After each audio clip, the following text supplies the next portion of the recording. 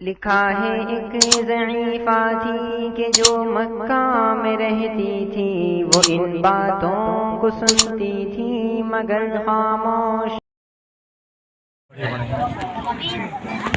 بسم اللہ الرحمن الرحیم۔ الحمد للہ وکفا وسلام علی عباده الذین اصطفا، اما بعد۔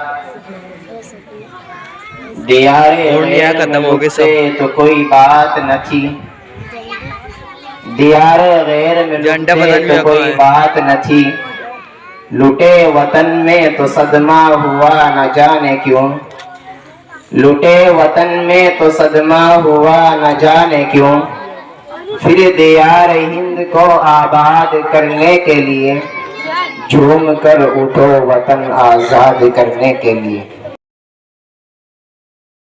آزاد کرنے کے لیے۔ میرے قابل قدر صدر احترام اسٹیج پر تشریف فرما رفقائے اعظام اور پورے گاؤں سے تشریف لائے ہوئے میرے بزرگوں اور عزیز ساتھیوں، ملک ہندوستان میں ہر قوم اپنے بزرگوں کی تاریخ اور خصوصیت سے آزادی وطن کے سلسلے میں ان کی قربانیوں کا ذکر کرتی رہی ہے۔ تو اس سلسلے میں ملک میں بسنے والے مسلمانوں کے لیے یہ ضروری تھا کہ وہ اپنے بزرگوں کی تاریخ کا ذکر کرتے، اور بالخصوص جبکہ ان کی قربانیاں ملک کو آزاد کرانے کے سلسلے میں ملک میں بسنے والی تمام قوموں سے سب سے زیادہ ہیں۔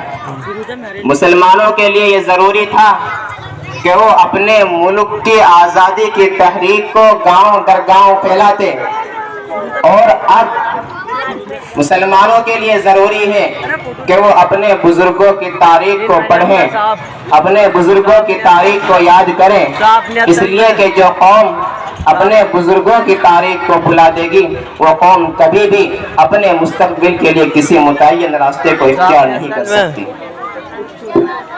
میرے دوستو، آزادی کی تاریخ بڑی لمبی تاریخ ہے، اس کو اگر سمیٹا جا سکتا ہے تو دیکھیے سن 1799 میں جب سلطان ٹیپو شہید کو سرنگا پٹنم کے اندر شہید کیا گیا تو ایسٹ انڈیا کمپنی کے فوجی افسر نے ان کے سینے کے اوپر کھڑے ہو کر یہ اعلان کیا تھا کہ آج سے یہ ملک ہندوستان ہمارا ہے۔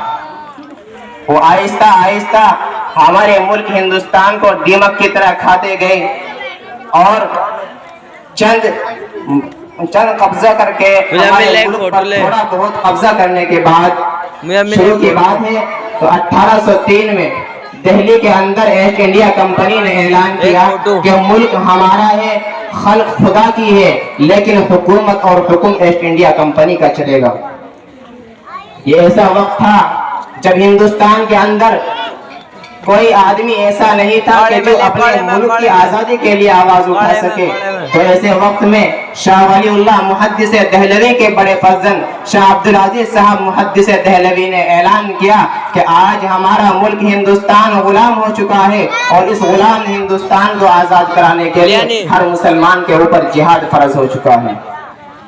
یہ وہ وقت تھا جب ہندوستان کے کسی فرد کے اندر کوئی جرأت نہیں تھی، کوئی ہمت نہیں تھی کہ اس طاقت کو للکار سکے اور اس کے سامنے اپنی آواز کو بلند کر سکے۔ وہ ایسی طاقت تھی کہ جس کی حکومت میں کبھی سورج غروب نہیں ہوا۔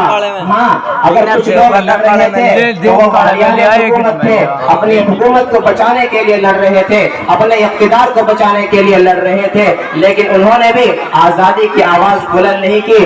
اور جنہوں نے آزادی کی آواز بلند کی وہ کون لوگ تھے؟ وہ بوریا نشین لوگ تھے، مدرسوں میں پڑھانے والے لوگ تھے، مسجدوں کے اندر رہ کر اللہ اللہ کرنے والے لوگ تھے، اللہ کی صدا بلند کرنے والے لوگ تھے، اللہ کا کلام پڑھنے اور پڑھانے والے لوگ تھے، جنہوں نے سب سے پہلے آزادی کا نعرہ بلند کیا۔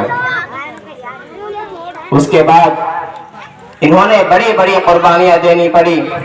شاہ عبدالعزیز صاحب محدث دہلوی کا مدرسہ تھا، اس کو ختم کر دیا گیا، اس کی اینٹ سے اینٹ ملا دی گئی، ان کو دہلی سے نکال دیا گیا۔ انہوں نے انہیں زہر دے دیا گیا جس کی وجہ سے ان کے جسم پر سفید داغ ہو گئے اور وہی ان کی موت کا سبب بھی بنا۔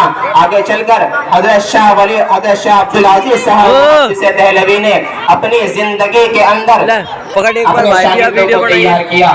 شاہ سید احمد شہید اور شاہ اسماعیل شہید اپنے نواسے کو تیار کیا اور کہا کہ میں بوڑھا ہو چکا ہوں لیکن میرا جو پروگرام ہے، میں نے ملک کی آزادی کے لیے جو فتویٰ دیا ہے، اس پروگرام کو آگے بڑھانے کے لیے اپنے سر سے کفن باندھ کر تیار ہو جاؤ۔ اس کے بعد شاہ اسماعیل شہید اور سید احمد شہید نے اس پروگرام کو آگے بڑھایا۔ انہوں نے گاؤں در گاؤں دورے کیے۔ 1824 میں شاہ عبدالعزیز صاحب محدث دہلوی کا انتقال ہو گیا تھا۔ وہ اس دار فانی سے دار بقا کی طرف رحلت فرما گئے اور اپنے مالک حبیبی سے جا ملے۔ حضرت شاہ سید احمد شہید اور شاہ اسماعیل شہید نے ان کے اس پروگرام کو آگے بڑھایا، ملک کا دورہ کیا، جہاں تک وہ جا سکتے تھے گھومے پھرے اور لوگوں سے اس بات پر بیعت لی کہ آج ہمارا ملک ہندوستان آزاد ہو چکا ہے اور ہمارے ملک کو آزاد کرانے کے لیے قربانیوں کی ضرورت ہے، آپ ہمارا ساتھ دیں اور اپنے ملک کو آزاد کرائیں۔ اس کے بعد انہوں نے ہندوستان کے شمالی حصے میں انگریز سے لڑائی لڑنے کا ارادہ کیا اور انہوں نے لڑائی لڑی، بالا کوٹ کے میدان میں لڑائیاں لڑی 1831 کے اندر، اور اسی میدان میں لڑتے لڑتے شاہ اسماعیل شہید اور سید احمد شہید اس دار فانی سے دار بقا کی طرف رحلت فرما گئے اور جام شہادت نوش فرما گئے۔ دنیا سمجھتی ہے کہ جہاد آزادی وطن سب سے پہلا 1857 ہے، نہیں، سب سے پہلا جہاد آزادی وطن 1831 ہے جو بالا کوٹ کے میدان میں لڑا گیا تھا۔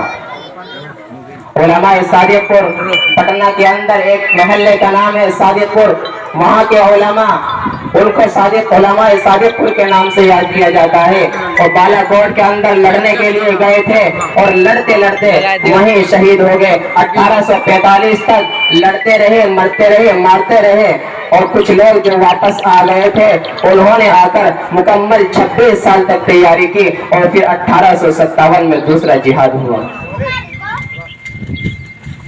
ہمارے علماء کرام نے ملک کو آزاد کرانے کے لیے بڑی انتہا بڑی قربانیاں دی، اپنی جانوں کے نذرانے پیش کیے۔ کون نہیں جانتا مالٹا کی جیل کو؟ مالٹا کی جیل کو آباد کیا، اپنی دیش کی آزادی کے لیے پھانسی کے پھندوں کو چوما، اور کالا پانی کو کون نہیں جانتا؟ کالا پانی کے اندر ہمارے علماء کرام کو بھیج دیا گیا تھا، اور جب انگریز نے ہمارے علماء کرام کے لیے پھانسی کا اعلان کیا تو ہمارے علماء نے خوشی کے ساتھ رات گزاری کہ صبح یہاں سے نکل جائیں گے، پھانسی ہو جائے گی اور اپنے مالک حقیقی سے جا ملیں گے۔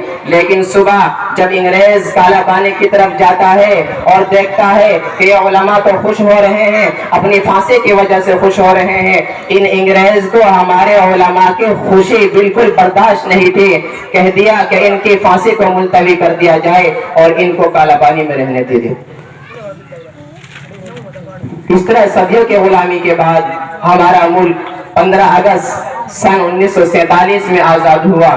انگریز اس کے مالک بن بیٹھے تھے، ان سے آزاد کرایا اور کہیں جا کر اس ملک کو جمہوریت کا اقتدار دیا تاکہ اس ملک میں ہندو مسلم ساتھ رہ سکے اور اپنے آزادی کی زندگی گزار سکے۔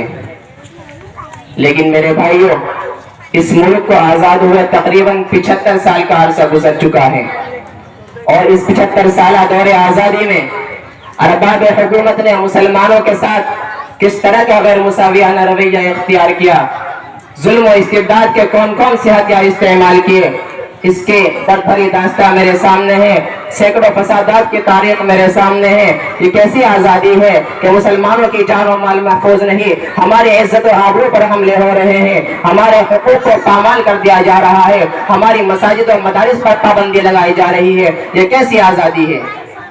آزاد ملک میں ہم اپنی آزادی کی زندگی نہیں گزار سکتے۔ یہ جمہوریت کا خون نہیں ہے اور کیا ہے؟ یہ سیکولرزم کا مذاق نہیں ہے کہ آج آزاد ہندوستان میں مسلمانوں کو آزادی کی زندگی نہیں گزار دی جا رہی۔ آج آزاد ہندوستان میں یہی ہو رہا ہے، ہم سے مذہبی آزادی چھینی جا رہی ہے، ہمارے حقوق کو پامال کیا جا رہا ہے، کہیں مسلم پرسنل لا میں ترمیم کی کوششیں کی جا رہی ہیں، کہیں قرآن کریم کو بدلنے کی تحریفیں چلائی جا رہی ہے۔